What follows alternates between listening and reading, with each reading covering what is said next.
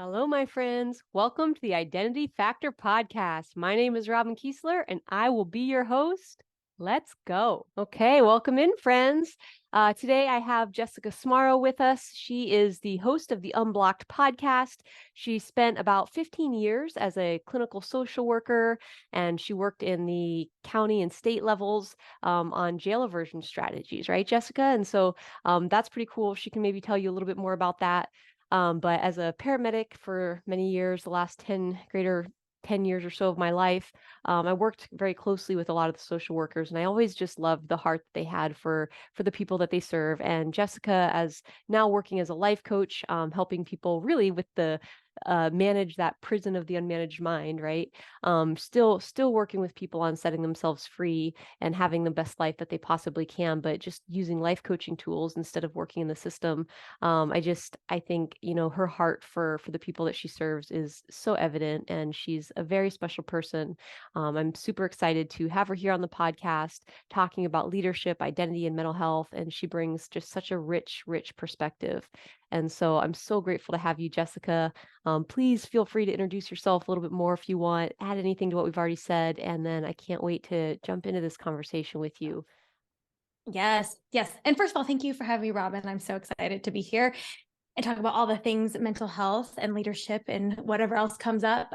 So I spent much of my professional career as a licensed therapist. I spent doing work. We use that term alternatives to incarceration, which might not mean a lot to other people, but it was jail diversion strategies. It was ways to keep people with mental health and substance use disorders out of the criminal justice system, or if they do find themselves there, how can we support them while they're there and successfully transition them to the community? And part of that work was doing training with law enforcement and EMS, first responders, to help them be aware of signs and symptoms of mental illness and substance use so they could and equip them with resources to direct to treatment rather than incarceration if that was appropriate. And I loved that work. And I did it for over a decade. And I still loved system work, but I found myself thinking it's like institutionalization is the term we use in the criminal justice world, right? Like you stay, if you're in prison for a really long time, like even when you leave, you're not necessarily free. You still want the confines of that. And so I would find, like, thinking about that from at the individual level, right? It's like you could take the body out of the institution, but when our mind is still limited and when we don't learn how to use our mind as a tool, can feel very imprisoned, right? And a lot of times when I would talk with people on like kind of the clinical side of things, I would say things like, hey, like your brain just isn't partnering well with you right now, right? Like this idea that like Yeah. sometimes it feels like a battle when we're dealing with some of our mental health stuff. And so I just thought I would really like to spend a little bit more time in that level of really helping people befriend their brain and learn how to how it works, like the relationship between their thoughts, feelings, and how they show up in the world. So that's really kind of more of what I'm doing at this time, is doing Yeah. work with people at the one-on-one level and group level. Yeah. Yeah, I love that. And as I was listening to you talk about working with like the incarcerated mind, right? You can take the body out of the system, but the mind is still functioning, within that those constructs, if you will. Mm-hmm. And it's like it kind of made me think about addiction as well, right? As Yep. someone who struggled with addiction, and I feel like that is a really interesting thing that I've never thought about. I mean, I have, but not in the way that you talked about it just now.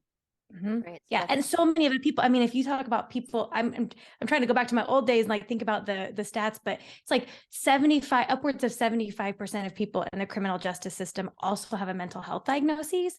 But if you layer in addiction diagnosis as well, that just is so much higher than that, right? And so that's just something. It was the exception to the rule that if I was working with somebody who didn't also have addiction issues, who was found themselves in the criminal justice system. Yeah. yeah. Yeah. And I just like for me, I think it's so like that was the work that really changed my life with coaching. I mean, it's like I had done, therapy and so much and I had been spent so much time trying to like work through this stuff on my own. And but when I found Mm-hmm. coaching, having the life coach school, my work with the life coach school truly did show me, and it began even before that. I started working with the Institute for Integrative Nutrition and trying to work on my health because my body was really falling apart, and I just was like, I can't do this on my own anymore. And having those coaches and those integrative healers and those people come in and just show me how it wasn't compartmentalized, and Right. how it's like you're a whole human and you've got your heart, your mind, your body, right? The socialization, like the addiction, there's the chemicals, right? Like, and what's happening neurochemically in your brain, like, but there's all of it. And it gave me so much, it felt like a complete release of pressure. Like it wasn't my fault. Oh, speaking of pressure, like one of the things I loved, because I also got trained at the life coach school and have worked there. I think we both work there now, Robin, and or do some work there at least.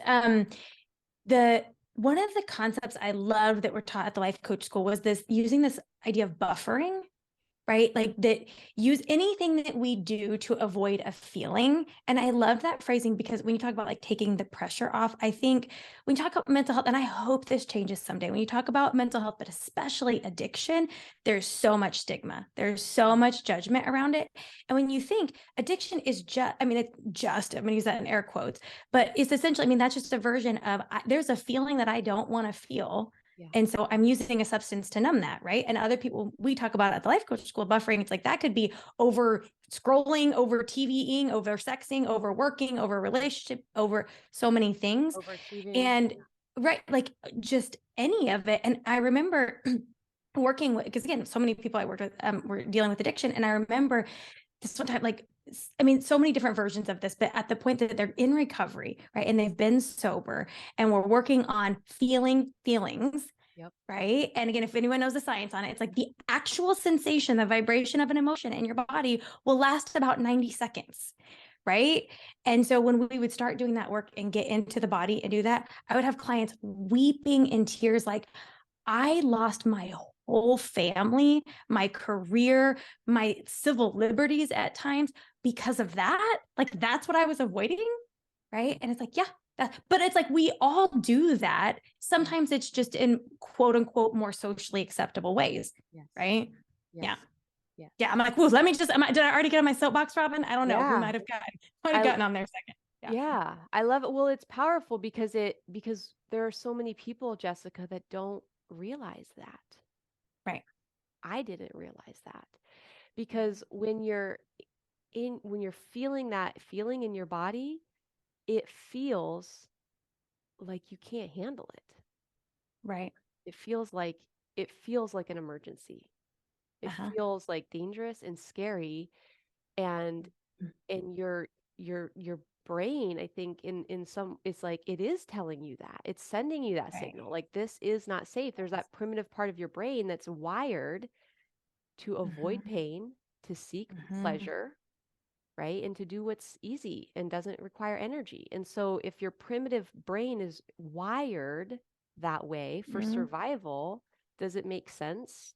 Potentially. I'm just talking this out as it's coming to me, but like, Right. what if it makes sense that, yeah, that part of you really does feel like it's not okay?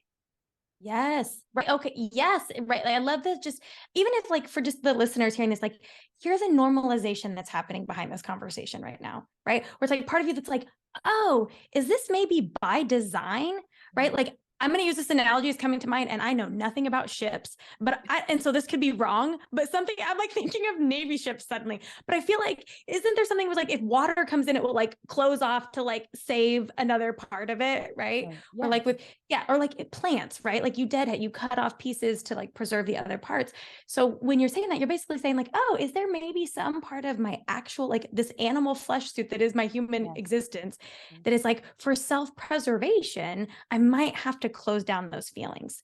And I think like when I was talking earlier about, like figuring out how we partner well with our brains and our body, that's just exactly it, that there is this danger sign. And so part of recovery, part of this coaching work that we do, or anything in the behavioral health community, is about, I think about it like creating safety. And what I mean by that, I mean, there's so many different levels. We can create mental and emotional safety, and also safety like in our nervous system. Right. Because to your exact point, that like there is a sensation that happens when you're in your body, and when your autonomic nervous system dysregulates, that's literally our fight, flight, or freeze, right? Like run and stay alive. But when you start doing this work, you start to build this relationship between your body and your brain where you communicate. Your brain will start to see, like, oh, I'm learning that actually when there's that sensation in my body, my human will sit with that, and that chemical cascade will flow through, it will arc and it will go down, and nothing bad happens. So over time, you're starting to like recalibrate the relationship between your body and your brain, and that primitive part where you're communicating to your brain, oh, this actually isn't an emergency. This isn't, don't call first responders, right? Like, this is not the time, right? But as you're starting to develop that relationship, That's another conversation about when to that's call another a first responder. conversation. Listen. First responders, just call EMS, right? And there are times where it is an emergency, right? But that's Right. part of this work is knowing those nuances. And I just want to like set this framework really quick. And I don't know if this takes us off topic, but I think what we're talking about is like a spectrum a little bit, right? And this is how I think of mental health, right? I think a lot of times when people hear that word, and I know, May is Mental Health Awareness Month, and I know that's like part of even what this whole thing is about. And I think a lot of times the lay person, the general community will hear mental health, and what they really hear is mental illness, right? Exactly. Depression, anxiety, PTSD, schizophrenia, right? And I think of mental health is a spectrum. Like, imagine like there's a continuum, there's a spectrum. This is mental health. On one end of the spectrum is mental illness. At one end of the spectrum, at the other end is mental wellness. Yes. And as humans, at any given time, we are going to be somewhere on that spectrum. Okay. And like what we need at given place on that spectrum is going to be different. And that's the process of like, that's like what we are in the business of doing, is helping people, one, be aware, where am I at on this spectrum? Two, not make themselves wrong for being there, right? It's like the calibration, the star on the Disneyland map, like, you are here. Like, we just need to know, like, where am I? Because then we start to learn, like, what do I need when I'm at this place on the spectrum? What do I need when I'm at the other end of the spectrum? Y'all can't see, I'm like using my hands, like Robin's getting a full breakdown of the spectrum I'm pointing out here. I love it. I love the visuals. Yeah. Oh wait, no, we are going to be on video for some of this, so y'all will get to see some of that. I think Spotify also shows the video. Perfect. Y'all will get it. I don't know. It'll be there. Yeah. Someone will get it. I love that, because actually that was, that idea of when we talk about mental health, I think you're 100% right. Like, so many people equate that to mental illness. And that's such a shame, because like, it's like you said, it's a spectrum, and like joy is a part of mental health. Yeah. 100% is a part of mental health. Like, all of it is. And I think a lot of this is changing, but what are the lies or the misunderstandings that we still have about mental health? And I think you just uncovered a really big one, right? Right. Well, go ahead. Oh, keep going. No, you go. I was going to say, and that something has gone wrong.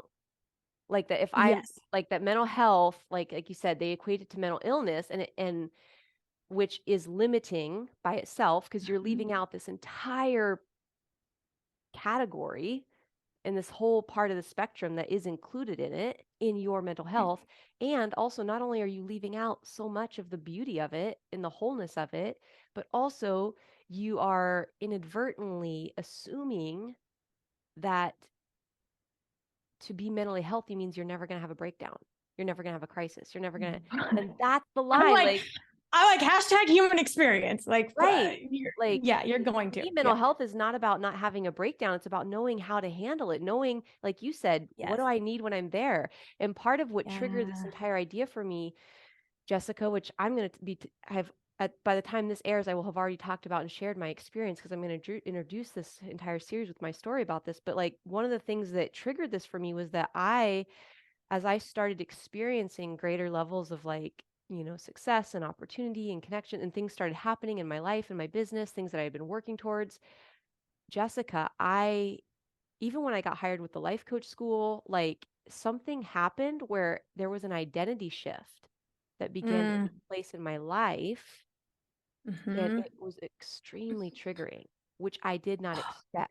I started binge eating again after 6 years. I slept with a heating pad on my stomach for 5 weeks, like feeling like I was going to burst, like absolutely out of control, speaking about food, like addiction. And it's like, and as I was laying there in my bed, like just feeling like in so much pain, and I'm just like, it was really powerful. There were two things I realized. One was that I was like, wow, I didn't expect this. I didn't Mm-hmm. expect success and life going well to create this Uh-huh. situation. So that was interesting. I always thought that these mental health challenges were things that happened when life wasn't going Came well. from the hard. Came from the hard. I didn't Right. expect like what's up with that? Interesting. And as I started having these conversations, turns out super common, right? Yeah. And so Oh, there was that piece. And then also the victory in that for me. I coach so mm-hmm. many women that are like, oh my gosh, I gained 6 pounds, or I started doing this again, or with drinking or whatever. And it's like, and they miss the joy, they miss the win. And for me, Mm-hmm. laying there, like what was so powerful was that I was like, I literally just felt so in love with myself every moment. Mm. Almost. I was just like, you are amazing. I love you so much. Like I just felt total compassion. There was none of the shaming and the judgment and the spirals. It's like, we don't go there anymore. My brain has been Uh-huh. rewired. That was interesting. That's the magic. Oh my, like there were like 48 things in there that I wanted to like pull a string, like pull on the string of. There's so much there. But I think like one of the last things you were hitting on is, yeah, when those things start coming up, things come up that you're like, this is not how I want to be behaving, or this isn't how I want to be showing up. It's like when we focus on making that wrong, we miss so much, right? Like you said, like you're not in those moments, you're not looking at, well, what was all the winning that came before this? And then what's the learning in this? And I think, I mean, as an entrepreneur and a business owner, I think it's one of the most potent, like spiritual and emotional and personal development practices that you can do. Like it exposes so much because there's so much vulnerability, there's so much exposure. You're like tapping and exploration.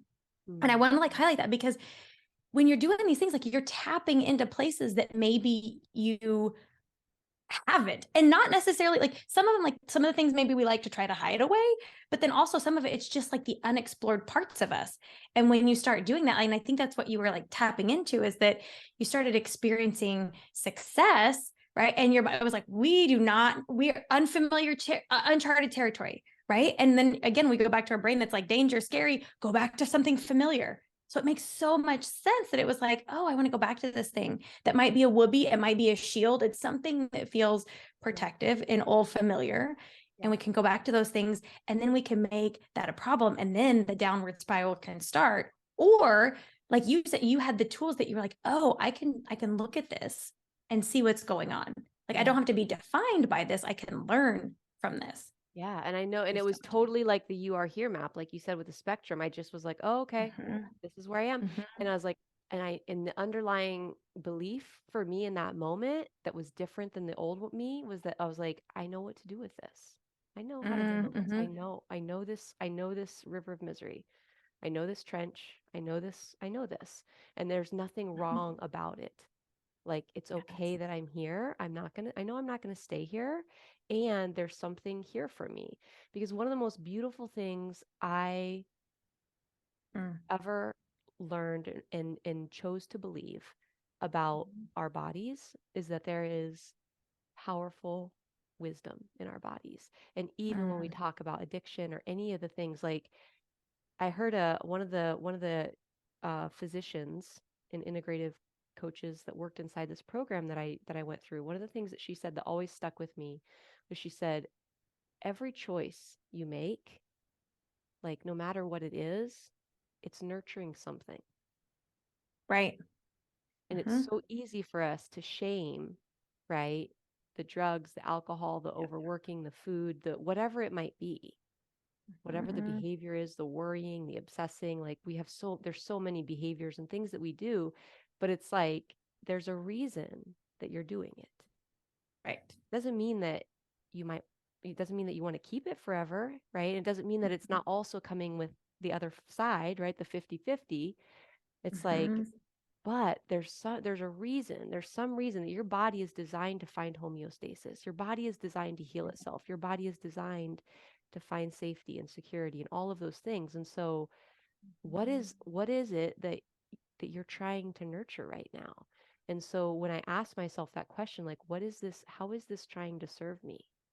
Mhm. I'm able to find what the wound is there that this part of me Right. is trying to heal. And once I'm able to identify it and understand it, then I can say, oh, okay, you can step aside. I actually know another way to do that. Hey, if you're enjoying this episode, I want to invite you to come join us on May 19th through the 21st for the Shadowside Leadership Summit. It's going to be an entire weekend where we're going to dive into these conversations around identity and leadership, around mental and emotional health, around how to support ourselves so that we can truly lead others in a more impactful way, that we also get to experience connection and joy along the journey. ShadowsideLeadershipSummit.com. Go sign up and we'll see you inside. Right. Yeah. Like, because it's just a communication, right? Like I think of it like I'm having all these wild analogies. Like an M&M peanut just came to, or a peanut M&M just came to mind, right? We think about, but except for I'm going to equate chocolate to a problem, and I don't know if this analogy lands, but like you just think about like something that's buried inside of something else, right? And it's like I think about that with like quote unquote problems, right? Like that will get us the attention, but inside of there's the gift, inside of there's the miracle, inside of there's like the lesson, the learning. Yeah. And so if we don't get distracted by the problem, like that was just like the flag waving you like, hey, there's something over here. I don't have to make it a problem. I just, when we can get curious and we can go in. And also this again, a little bit of a pivot, but it's just coming to mind. You said something a minute ago that I thought you had, it was like, I know what to do with this now. Like when these things, these problematic things came up, it's like the connection is like you already knew the wisdom with it, like you already knew. And it made me think about courage, that like when we know how to rise, right? We're so willing to do so much bigger things, right? When we know how to pick ourselves back up, like you said, you're like, I know what to do when I'm down on the ground. When I'm on the base, when I'm like laying on the floor in the bathroom, when I have a heating pad on my tummy, like I know how to stand back up.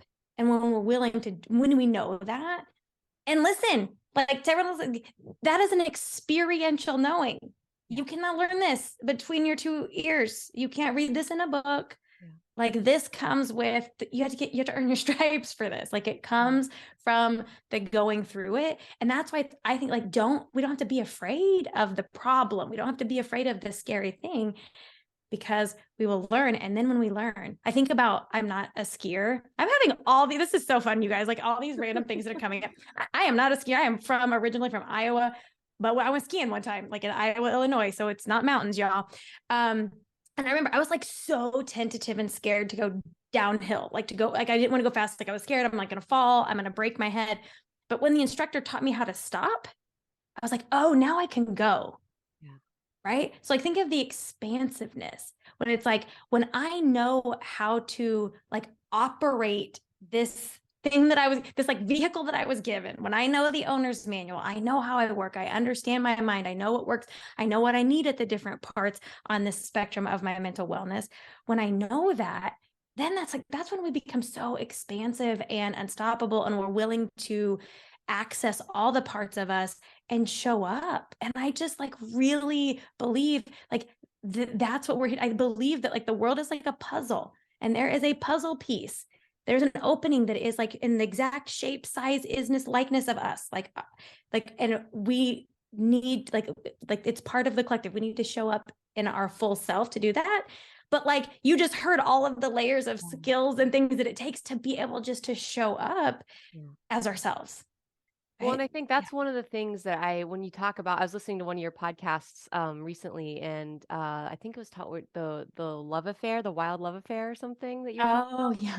Anyway, and I it was, know. and I loved, there's something that you said in there was like talking about that, right? Like showing up as our full selves, which is really what this whole podcast series and leadership summit is all Mhm. about, right? Is that, when we talk about the shadow side, like, and it's like, and there was a little bit of me where this question came up. I was like, am I inadvertently going to be fueling that misconception about mental health as something shadowy, right? I was like, that's not my Mm, intention. But I was like, but for me, when I think about the shadow side, it feels like something beautiful to me because Yes. of my experience, like you said, with it, because I've Yeah. learned to love the shadow side. Like to me, it's not a Right. negative thing. It's something that's so beautiful because when I think about my shadow side, it literally lights me up because it's what gives me power. It's what gives me Right. fullness. It's what gives me it's what allows me to be a leader for other people. And so it Yeah. feels like something that I do want to celebrate.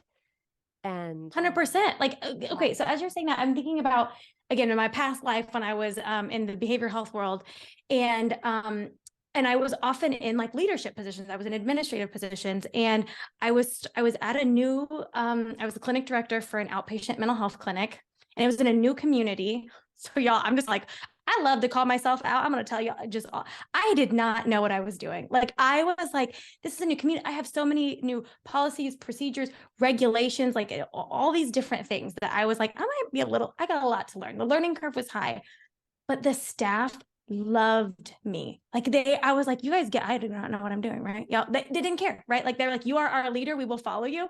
And in supervision one day, one of the therapists said to me, she was like, it's just so refreshing to have a leader who is a human and not a robot. Mm. Right.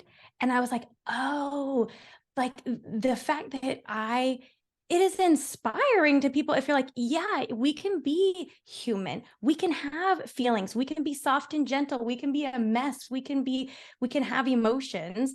We can talk about our perceived weaknesses, our shortcomings. We can have all of that. And that doesn't negate our greatness, right? Like that is part of it. It's not in spite of it. It's because of it. Yeah. Right. And I think that's what you're talking about. And I think about like I mean, I'm sure there are like many, but like one of the components of a leader is inspiration. Right. And I think that part of that is like when we look at people doing great things, if we're like, oh, that's totally unavailable to me because they're perfect and you have to be perfect to do things, right? You're like, that's like the opposite of inclusivity. Right. Yeah. And I think like the mark of one of them, like one of the marks of a good leader is like being transparent and candid that like, yeah, the reason I can do all this is because I'm available to the fullness of the human experience, which Mm. means sometimes it's the stuff that like I don't always think is fit for human consumption and public consumption, but here we are. Uh-huh. Yeah. Yeah, 100%. Like yeah, I think when the leaders that inspire me the most are the ones that make me feel like I can do it too. And and it's like as long as I have to hide away parts of myself, then I'm disqualifying myself from leadership. I'm disqualifying myself from greatness. I'm disqualifying myself really from my own destiny because it's like if so let's talk about that. So Jessica, what would you say are like the shadow sides, if you will, or those parts of you that you have at times been tempted to like hide away or have thought like this is something that would disqualify me from being able to Uh-huh. step into that space? Oh gosh, just like mountains of insecurity. Mm. Like I think that it's interesting. Like I have some different language around shadows because I think I've been exploring human design. So I don't know if any of your listeners are Yeah. familiar with that, Yeah. right? But I was learning about, like one of the gift is like integrity, but the shadow side of that is judgment. And I'm like, what? I'm not really very judgy, but I was like, oh, I have right there's one person I judge real hard, and that would be me. And when I was learning about, there was something, it was talking about like the two sides of judgment, this inferiority and superiority. And I was like, oh yeah, I will default to inferiority. Like, oh, of course, everybody else knows. Like, I love calling myself out, but because even when Robin was planning this and she was like, well, I'm also going to do a summit. And like, is there something you want to present on? I'm like, oh, no, that's not for me. I don't have that. I don't have something to offer. Like, that will be my default, like this inferiority side. And it's like, oh, okay, I'm getting pulled into that. The flip side is superiority. And I was like, I don't think I'm better than myself. But what I learned is I get super triggered if I think somebody else could possibly think that I think I'm better than them.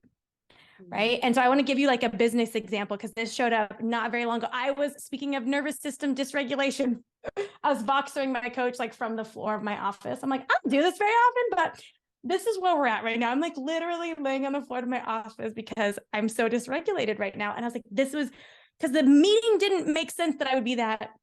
I was like, oh, this is what was getting triggered is we were having this conversation about money and something got said and it wasn't even my prices, but I said, hey, for comparison, this is what I paid for a similar thing that you're asking me to do.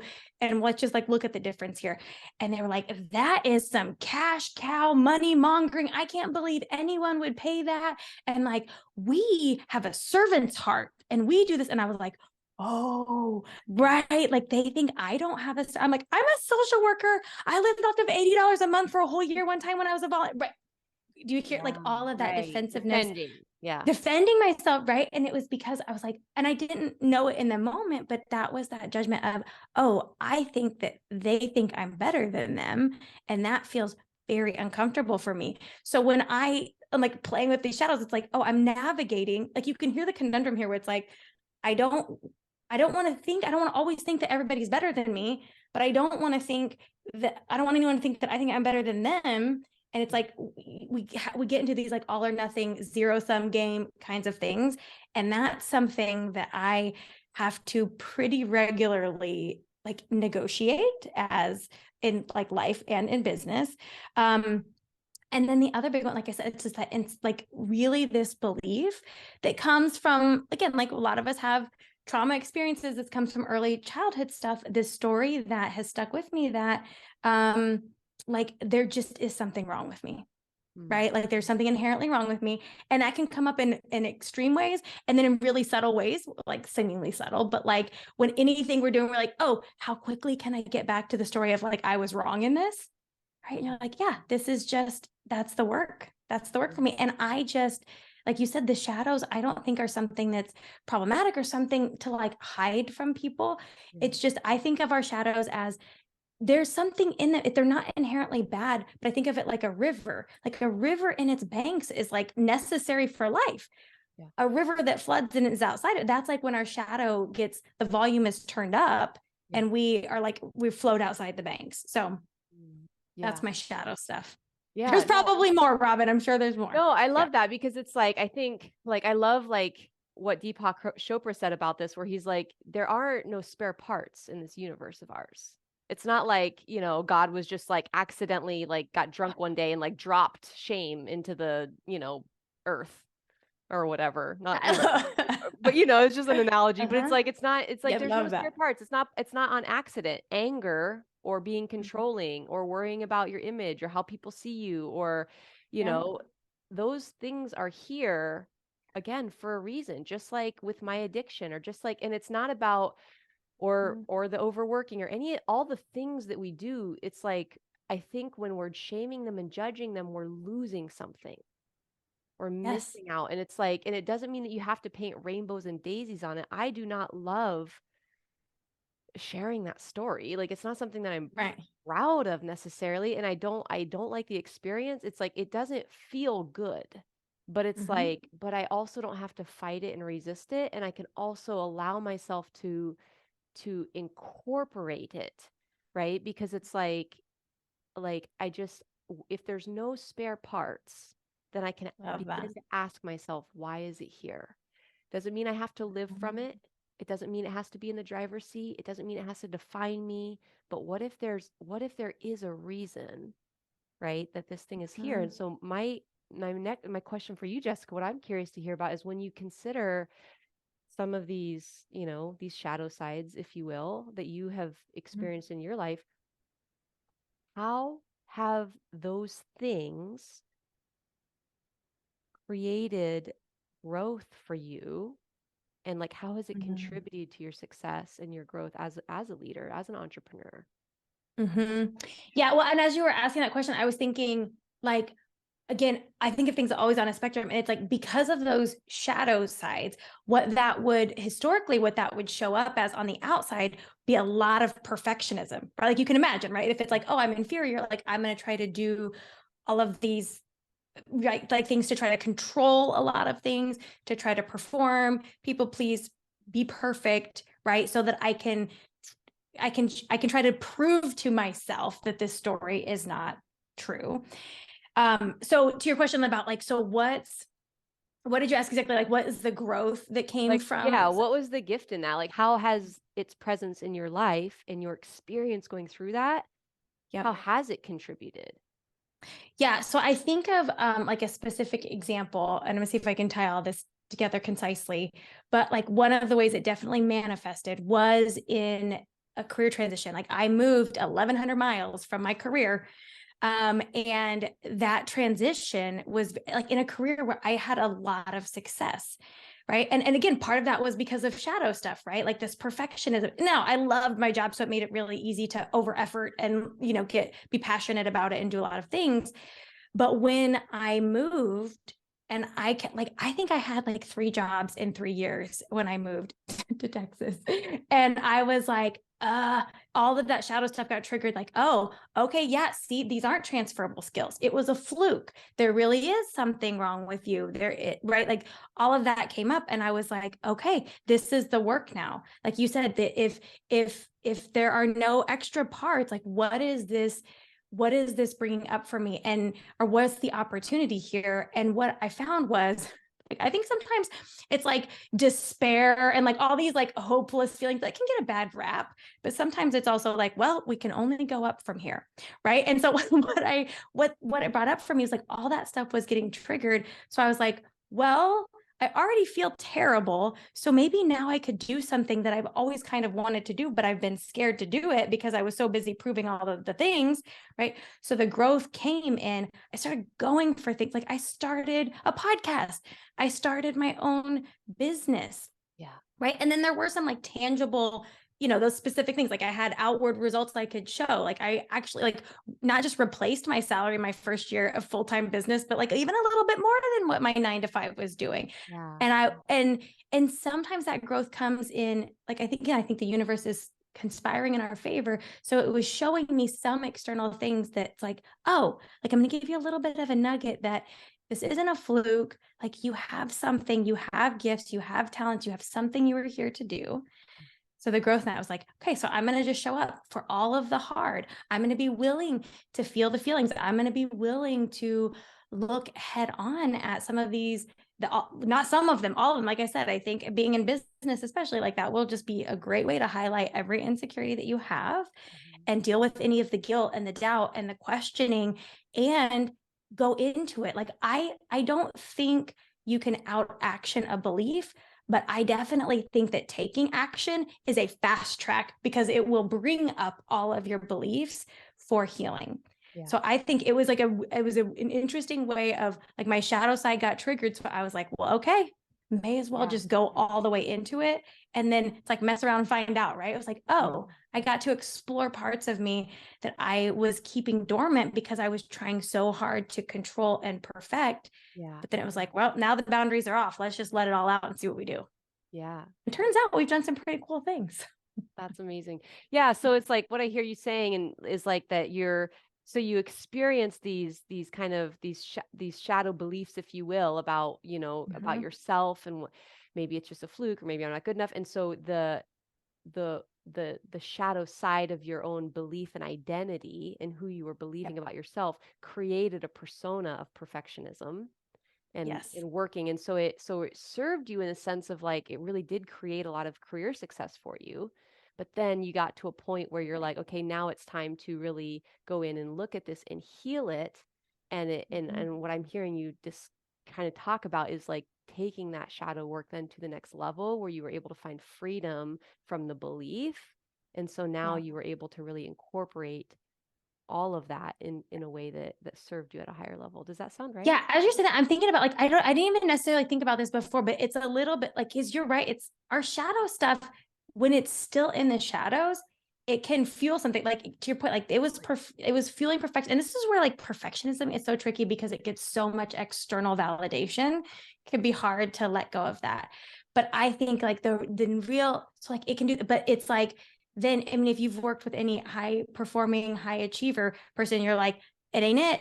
it ain't it. Like I thought I did all of these things to think that if I just achieved these things, then I would no longer think there's something wrong with me. Right. So yes, that was like level one of like, I thought I was doing shadow work, right? I think I'm overcoming the story of where I came from and all of this. And then I realized like, oh, that ain't it. And so like the real work was, okay, when I can no longer, and maybe this is the part I didn't maybe say out loud, but it's like when I can no longer try to wrap my identity around career success, right? Performance and achievement, then what? Yeah. Right. And it showed up on the level. It showed up was like, well, Courtney, I'm going to jump into like this business thing. And like, that seems like it's like another career path, but it was like, oh, and in that's where it's really, now I'm going to go explore, like, who am I really, like, where do I go for my self concept? And that's the miracle magic. That's the peanut inside the M&M that we're talking about. I think that's where I see, like, that's where I really do look at these shadow parts of us, like, since we're using that word, right? And like you said, that can mean so many different things, but it's like my shadows have really been my guides in every step of my journey. And it's like early on in my life, they brought me survival, they brought me success, they brought me, right? They did serve me 100%. Like my anxiety, it was my hammer, man.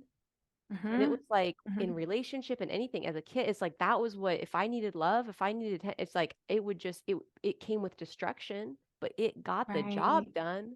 Let me tell you that. Listen, okay, so let's bring our justice involvement here. Like the number of times I would have this conversation with people coming out, especially those who've been in prison for a long time, right? They're coming out. And it's the idea of like, yes, this thing served you. Your hypervigilance and fighting that kept you alive on the yard in prison. But that same skill set isn't going to serve you in this environment. And so how do we, again, it's not getting rid of, like, this is, again, I think of the shadow, it's the actual essence on the inside, which is that thing that's like wanting to keep you alive and keep you safe, right? How that shows up in this setting is going to look very different than here, but we can get confused and we just focus on the, like, oh, the way that I keep myself safe and alive is aggression. The way that I get things done is anxiety. It's like, well, no, that was just, the volume was turned up over here, right? But like, how do we navigate and negotiate that the essence of it, which was I'm trying to keep me safe, or for you, the anxiety, like this is, I want to get things done. Yeah. Okay. And how can we like hear the positive intention underneath that and use alternative strategies that are better situated for like that better serve you in these other situations that you're in that don't have the net negative consequences that you might have. Yes. And the only way that you can do that, the only way that you can really do that and discover that core essence, like you said, is to embrace that and to look at it with love. And as long as we're shaming it and judging it and hiding it, then that survival thing is still going to be happening. And it's like my stepdad always says, he's like, it's really hard to let go of something that almost works. Right. Like, hello, perfectionism. You're like, ooh, it Like, does. but this kind of works. It's like mostly works except for the part where it hurts. And so it's like, but I think it's in the embracing of that we can really realize like, wow, this served me. I picked it up for a reason. And like, what is it? How is it trying to serve me? And we can find, like you said, the essence. And that's where, so it's like this shadow served me. And then now I'm going to go to the next level and I'm going to incorporate the essence of that into a more beautiful way to live that feels aligned, right? Yeah. And I just want to say, as you're saying that, like for anyone who's listening, because my heart, I just had a client yesterday that just breaks my heart. Like, because self-denial, you mentioned like, it works for the parts where, except for the part where it hurts. And I think self-denial is one of the most painful places to be in. And we don't always know that that's what we're doing, right? It's like, oh, we think we're making this behavior wrong, or we think we're making anxiety wrong, or we're making whatever wrong. But like you said, when we're in that shame and judgment, it's like, what, again, that message, like my old message back there that will be, is I am wrong. Something is wrong with me. And that is like such a painful place to be, and such a slippery slope down where like it just begets, like even more shame and negativity and self-judgment. And it gets so hard. So I just, for anyone listening, like if you're in that place, like I have so much compassion for you. And like, that's a hard place to be. And that's why we have things like coaching and mental health professionals and whatever level of care that you need. But I love that. there's a way out. Yeah. Yeah, and so as we think about this, like this idea of mental health and how it all works and leadership in any way, I think that can apply if whether you're a parent or a partner or a teacher, or like there's we like leadership is not, you don't have to have this big following. It's not those external things, right? That's not like leadership, I Mm, think really is just being willing to show up, mm. and be a mirror to the world, right? And be willing. So something as we're like when you I love that you like brought in like leadership is so much more than just like what we like a corporate structure or somebody who has a Oh, following. And I what's coming to mind, and I'm going to botch the quote, but it's something I heard Tracy Ellis Ross say. I love her.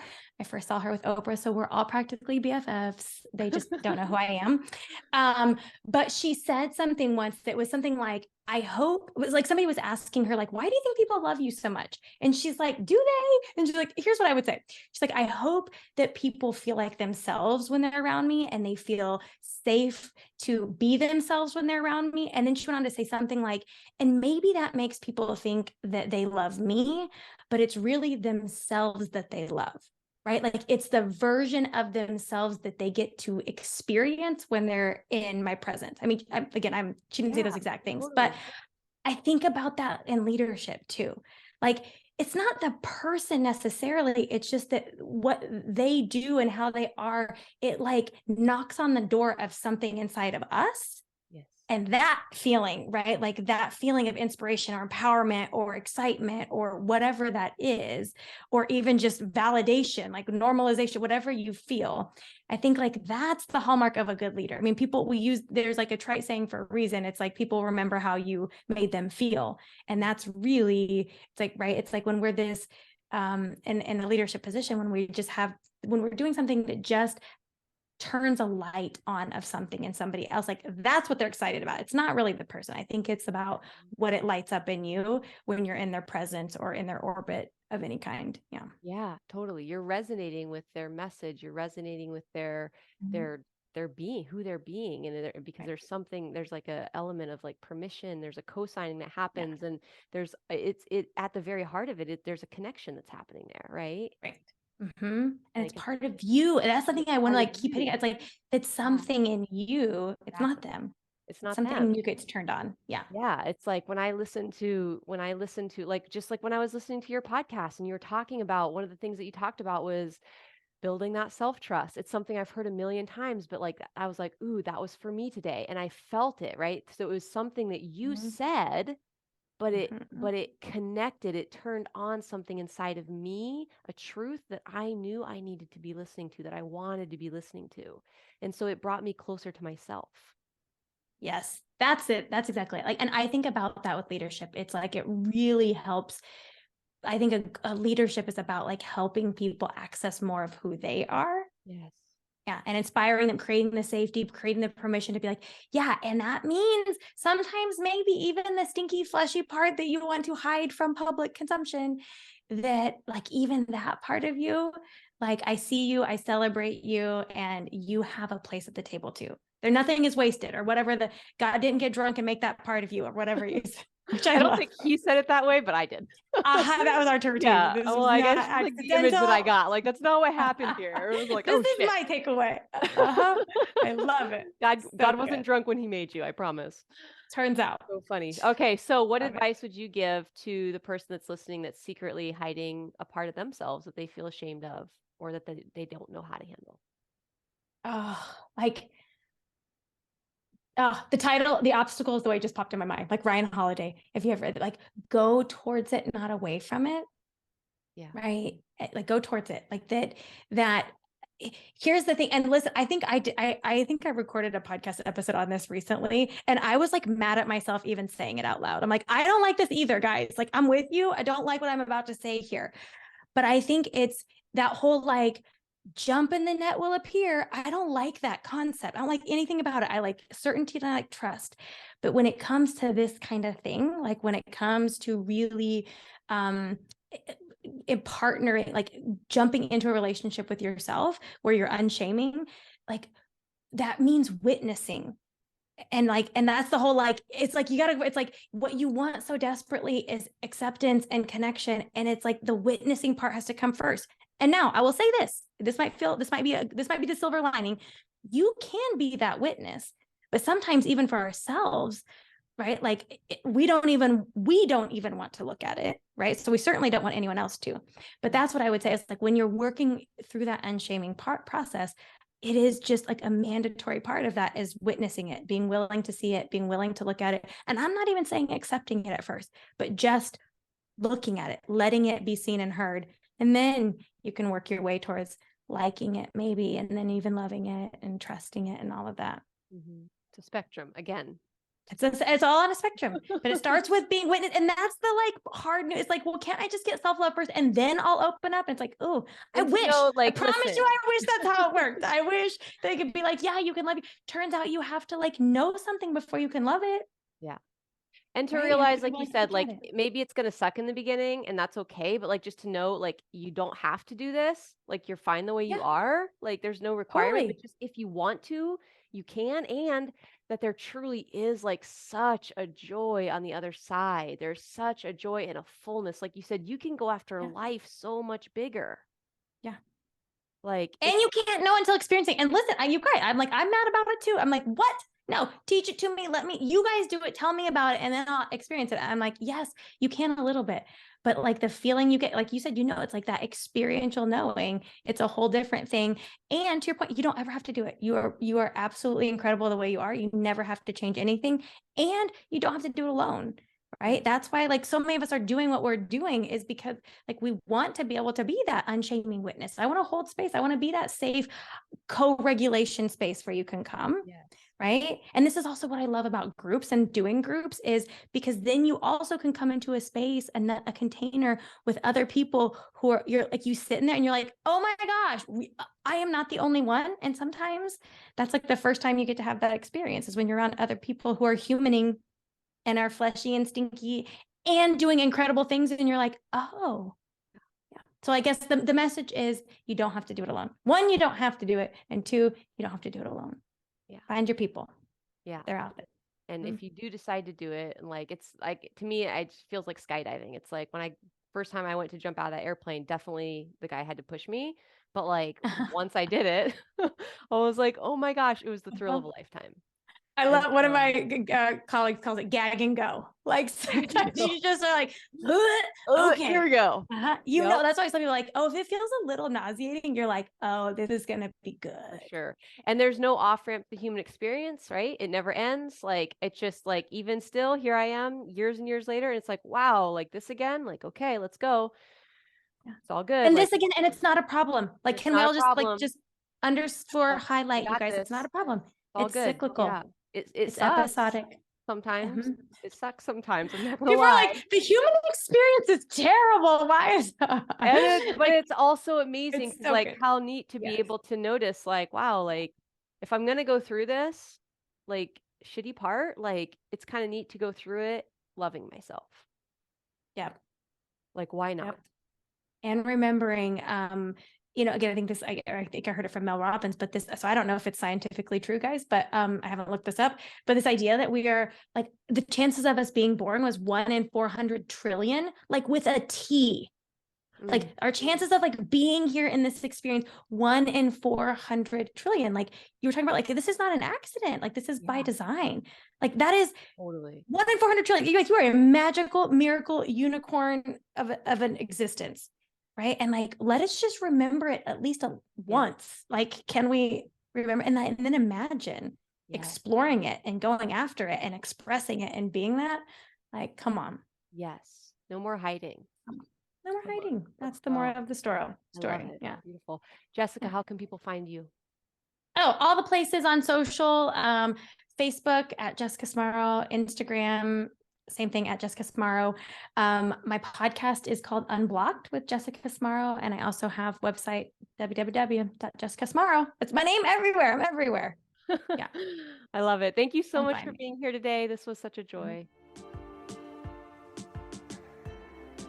If you enjoyed this episode, take a screenshot of it for me and share it on your favorite social media platform. And in the meantime, I just want to invite you to remember that you are beautiful, that you are worthy, that you belong. See you next time.